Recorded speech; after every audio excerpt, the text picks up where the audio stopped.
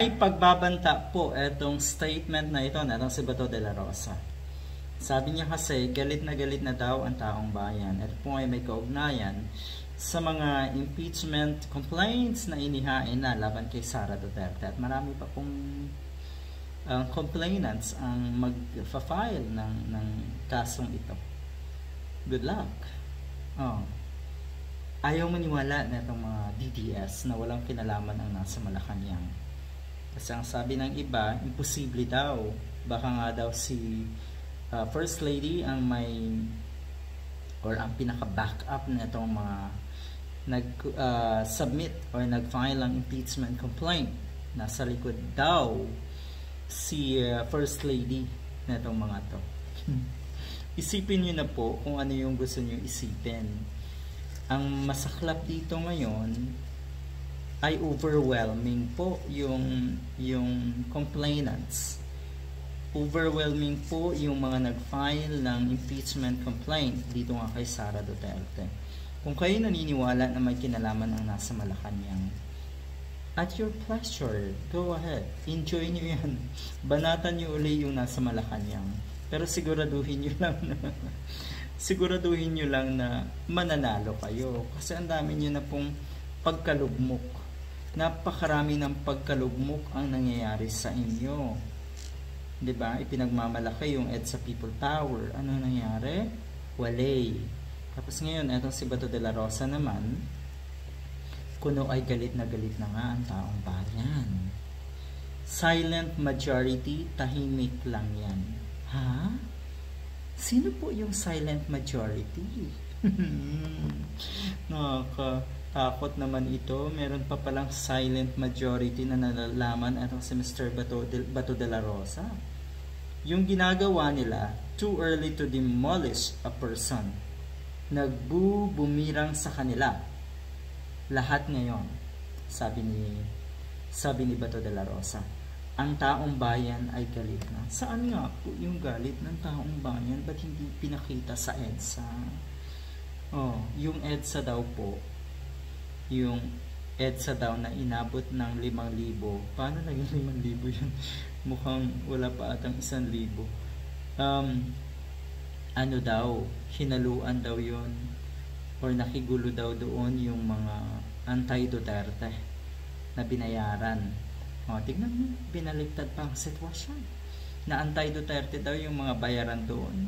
Kitang-kita naman sa mga videos, ang daming patunay na kayo ay naghakot at mga bayaran yung naan doon. Talaga po bang sanay na sanay kayong manggago?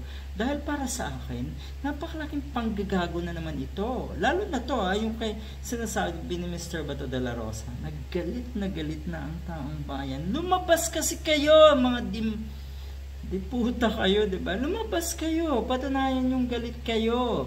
Saan yung silent majority na yan? Akalain mo meron palang ayan, nagalit.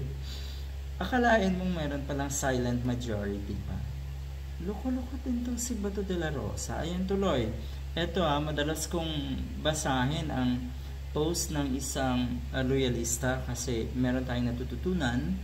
At the same time, nalalaman natin kung ano yung or kung paano nating susuportahan din yung nasa Malacanang. Hindi dahil tayo ay maka-BBM, dahil pure camping pa rin po tayo. Anong magagawa natin? Diba dapat suportahan na rin natin yung nasa Malacanang? Lalo na po, nakikita naman natin na nagtatrabaho. Lalo na po, at ang mga tinatrabaho nila ngayon ay yung mga taong gumawa ng kagaguhan at kabulastugan sa ating bansa. Di ba maganda?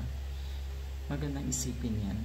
Kayo na lang ng mga DDS ang sumusuporta sa mga Duterte, ang galit sa impeachment complaint laban kay Sara Duterte. Huwag mo daw idamay. Huwag mo daw idamay sa katangahan ninyo, Mr. Bato de la Rosa, ang mga loyalista, PBBM supporters. My point, diba? Oposisyon, dilawan man yan o pinklawan, sabi nila. Simbahang Katoliko, leftists at progressive groups, maging yung mga neutral ay nagkakaisa na dapat i-impeach si Sara Lustay Duterte. Maganda. Totoo. You don't have to be a loyalista para suportahan ang gobyernong ito, para suportahan yung mga magagandang ginagawa ng ating pamahalaan. Kasi kung hindi man natuloy halimbawa yung mga pangako, 20 per kilo na bigas, sabihin na natin, at marami pa pong iba, hindi ko naman masyadong napapansin na lalong naghihirap ang mga kababayan natin. Mukhang hindi naman. Lalo na dito sa amin, lalong nagiging progresibo ang lugar namin. Abay, akalain mo? Akalain mo na itong maliit na bayan na ito ay nakikita ko yung progress sa bawat lumilipas na buwan, taon, nakikita ko nagiging progressive. Ang ibig sabihin niyan, may suporta sa national government, di ba? Kaya good luck sa inyong mga palubog na diehard. Kung meron akong kinamumuhian, sabihin na natin ganun, masaklap man, may kakilala pa rin tayo siyempre ng mga diehard. Pero hindi na kasi tama na kayo ay naniniwala pa rin sa mga Duterte. Siguro ayos na yung hindi na kayo magsalita.